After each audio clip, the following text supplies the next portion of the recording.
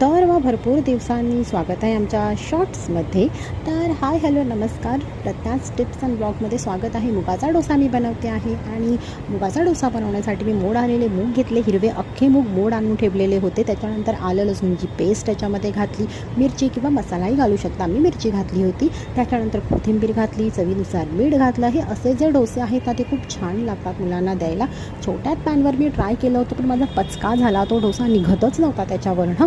त्याच्यामुळे तो मी प्लॅन माझा फ्लॉप झालेला आहे. म्हणून हा दुसरा डोसाचा तवा घेतला आणि त्याच्यावर व्यवस्थित डोसे आले. हा डोसा चटणीबरोबर देऊ शकता मुलांना, सॉसेसबरोबर देऊ शकता, म्हणजे टमॅटोच्या सॉसबरोबर खूप छान लागतो असं, किंवा जी लसणाची चटणी असते ना आपली त्याच्याबरोबरही छान लागतो. तुम्ही करून बघा. तर इथे माझ्याकडे आहे ना हा लाकडी चमचा, मला भेटत नव्हता तेव्हा म्हणून मी हा स्टीलचा चमचा वापरलेला आहे. पण शक्यतो नॉनस्टिक्सना लाकडी चमचा वापरायचा असं बोलतात. तर इथे माझे खुसखुशीत खमंग डोसे जे आहेत ते तयार आहेत.